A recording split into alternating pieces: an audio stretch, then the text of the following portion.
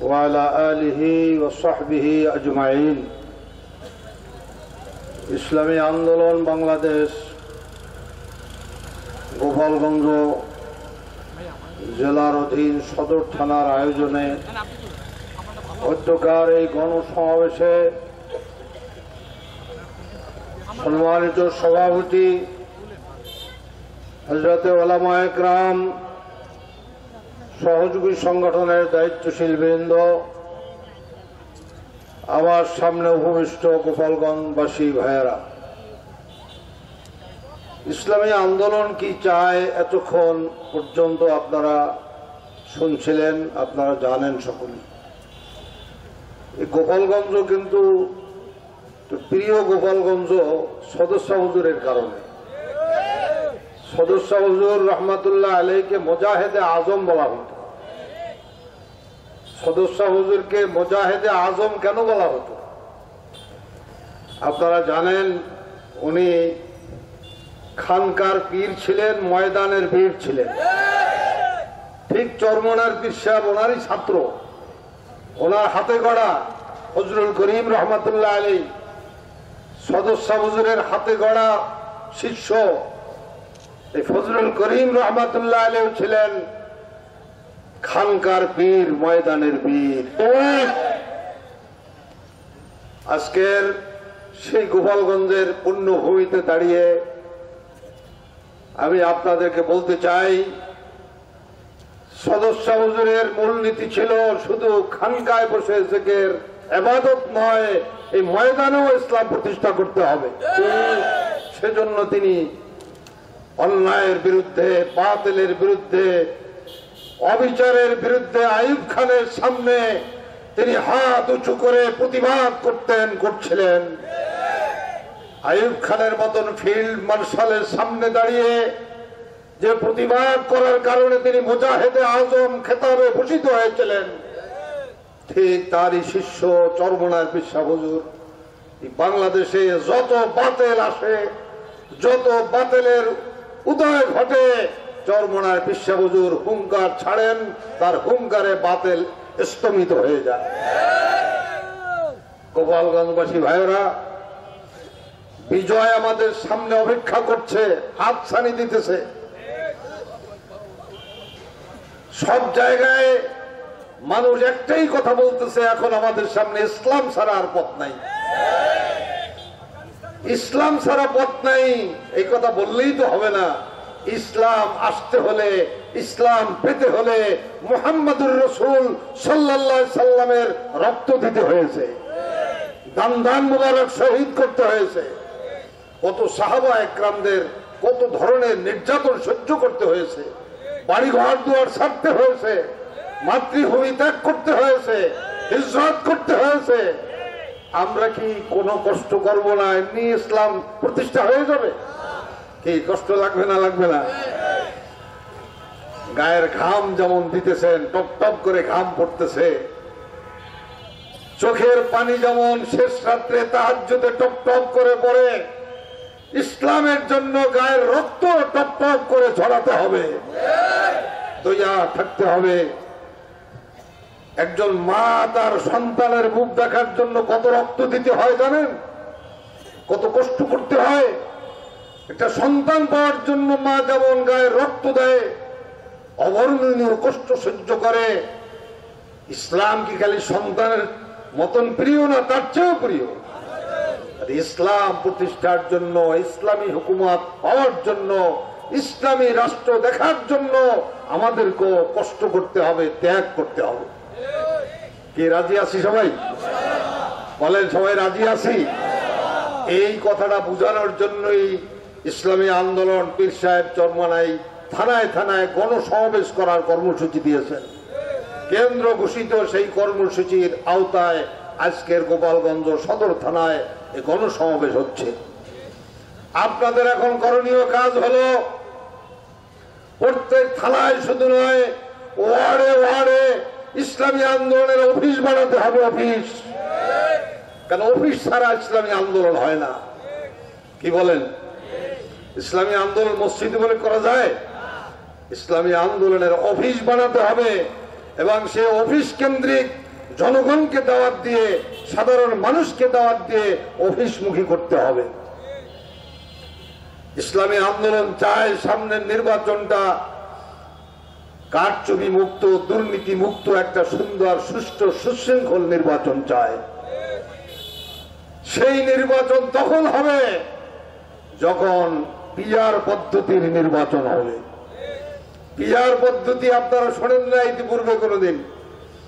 PR পদ্ধতি হইল কোন প্রার্থী থাকবে না, মার্কা থাকবে, দল থাকবে।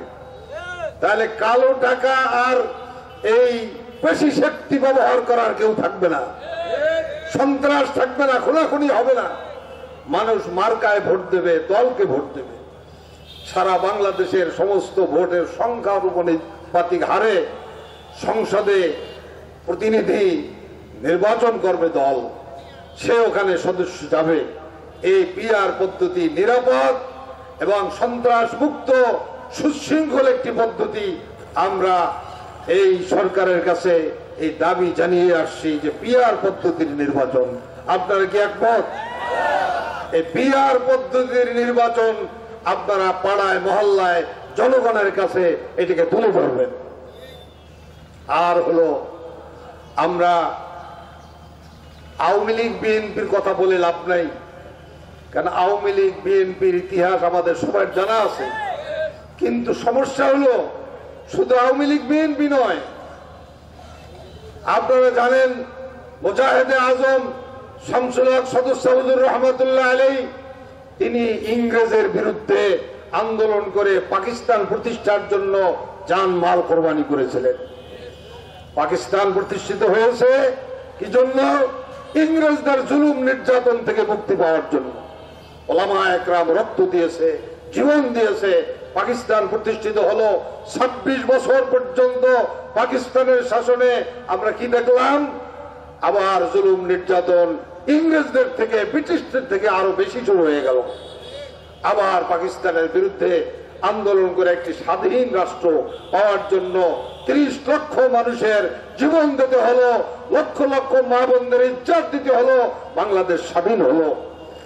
দেখলাম বাংলাদেশের মানুষ দেখলো যে কিছুই পেলাম না, আবার বঙ্গবন্ধু শেখ মুজিবুর রহমানকে আবার হত্যা করে ফেলল। এই বঙ্গবন্ধু স্বাধীনতার পরে দুঃখ প্রকাশ করে বলেছিলেন, সকলে পায় সোনার খনি আর আমি পেয়েছি চোরের খনি। এ বলেছেন না? তার এই বক্তব্য এখনো মিডিয়ার মধ্যে এখনো ভাসতেছে। এই কথা বলতেছিলেন কোন দুঃখে নয়, সেই চোরেরাই তো বিএনপি, সেই চোরেরাই তো আওয়ামী লীগ। কি বলেন? তখন তো আর কোনো দল নাই, তখন তো সবই শেখ মুজিবের, সবই দেশের জনগণ। তিনি বলছিলেন আমি চোরের খনি পেয়েছি। এই চোর বাটপার গুলিকে সোনার মানুষ বানানোর জন্য একজন কারিগর, সে হলেন চরমোনায় পীর সাহেব হুজুর। আপনারা দেখেছেন চরমোনায় যাওয়ার পরে মদখোর, জুয়াখোর, চোর, গুন্ডা, বদমাইশ সোনার মানুষ হয়ে যায়। কি দেখছেন না? দেখেন নাই? এইরকম একজন মানুষ বাংলাদেশে আর নাই, যার সংস্পর্শে গেলে এরকম খারাপ মানুষ ভালো হয়ে যায়। কাজে আমি অনুরোধ করবো, আসুন সমস্ত মানুষ ঐক্যবদ্ধ হয়ে আমরা চরমোনার পীর সাহেব হুজুরের হাতকে শক্তিশালী করে ইসলামী রাষ্ট্র, কল্যাণ রাষ্ট্র প্রতিষ্ঠার জন্য আমরা আমাদের জীবন, আমাদের মাল, আমাদের সম্পদ, আমাদের রক্ত, আমাদের ঘাম আমরা দেওয়া আরম্ভ করি। ইনশাআল্লাহ আল্লাহ বলছেন আল্লাহ সাহায্য আসবেই, অফাতহুন করিব, এবং বিজয় তোমাদের নিকটেই, এবং অবশ্যিরিল মুমিনিন, মুমিনদের জন্য সুসংবাদ। ঘোষণা আল্লাহর। আপনারা কি মনে করেছেন এই যে জালেম শাহী সৃষ্টি হয়েছিল, এরকম জনসভা আপনারা করতে পারেন নাই? এত বড় শক্তিশালী সরকার বাতাসে উড়ে গেল, এটা কি মনে করেন এই কয়েকজন ছাত্রের আন্দোলনে গেছে? এটা দুধের ছাত্র, ছোট ছোট ছেলে পেলে মেয়ে, এদের আন্দোলনে যায় নাই। আল্লাহ বলেন ওয়ানজালা জুনুদাল্লাম তারাউহা, আমি আকাশ থেকে সৈন্য নাযিল করেছিলাম, তোমরা তা দেখো না। সে সৈন্য তোমরা দেখো নাই। আল্লাহর এই সৈন্যের দ্বারা এই দেশ পুনরায় আবার বিজয় হয়েছে, স্বাধীন হয়েছে। কাজে এবার সুযোগ এসেছে কিয়ামত পর্যন্ত এরকম সুযোগ আসবে কিনা জানি না। কাজী এবার যদি আমরা ভুল করি, এবার যদি আবার প্রতারকদের প্রতারণার খপ্পরে পড়ি, তাহলে বোধহয় আমাদের ভাগ্যে আর সুখ হবে না। এজন্য আসুন, প্রতারকদের প্রতারণায় খপ্পরে আমরা আর পড়বো না। ইনশাআল্লাহ আমরা ইসলাম ছাড়া আর কারো কথা শুনতে রাজি না। আর ইসলাম শুধু ভেজাল ইসলাম নয়, খাঁটি ইসলাম। খাঁটি ইসলাম চিনতে হইলে যে বলতেছে ইসলামের কথা, তার জীবন ইসলাম অনুযায়ী গড়ে উঠছে কিনা এটা দেখতে হবে। যে ইসলামের কথা বলে তার জীবনে ইসলাম নাই, তার পরিবারে ইসলাম নাই, তার সংসারে ইসলাম নাই, সে কিভাবে ইসলাম প্রতিষ্ঠা করবে? কোনদিন সম্ভব নয়।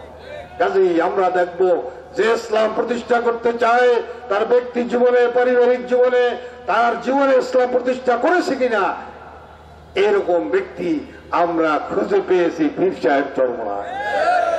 যাই দেখেন, তিনি তার গ্রামে চরমোনার গ্রামে, বলেন তো বাংলাদেশে কোন আলেম, কোন পীর সাহেব গ্রামের ইউনিয়নের চেয়ারম্যান এর কোন দৃষ্টান্ত আছে? হ্যাঁ, একমাত্র পীর সাহেব চরমোনাই সারা বাংলাদেশে সফর করে। গ্রামের লোক অপেক্ষায় থাকে, পীর সাহেব হুজুর আসবে, তারপর আমাদের এই সালিশি হবে। পীর সাহেব হুজুর সালিশ করেন, মুহাম্মদুর রাসূল যেমন সালিশ করতেন, পীর সাহেব হুজুর সেই সুন্নাত আমল করার তিনি যোগ্য ব্যক্তিত্ব। তিনি চরমোনার সেই সালিশি ব্যবস্থা তিনি করেন। চেয়ারম্যানই তিনি চালান, মূলত সফল চেয়ারম্যান তিনি। এখন যেই চেয়ারম্যান নামে থাকুন না কেন, মূল চেয়ারম্যান কিন্তু পীর সাহেব হুজুর। কাজেই এইরকম একজন ব্যক্তিকে যদি আমরা রাষ্ট্রে বসাইতে পারি, আমরা বাংলাদেশের প্রধানমন্ত্রী যদি তাকে বানাইতে পারি, তাহলে দেশটা কেমন হতে পারে বোঝেন? কেমন সুন্দর দেশ হবে। চোর থাকবে না, গুন্ডা থাকবে না, ডাকাত থাকবে না, আল্লাহ ওয়ালা মানুষ হবে ইনশাআল্লাহ। কিন্তু আমাদের ত্যাগ করা লাগবে, কষ্ট করা লাগবে। রাজি আছি সবাই? আজকের এই জনসভা থেকে গিয়ে আমরা প্রত্যেকের মহল্লায় ওই বঙ্গবন্ধুর মতন বলতে হয়, প্রত্যেকের ঘরে ঘরে এই দুর্গ গড়ে তুলুন, এই দুর্গ গড়ে তুলুন।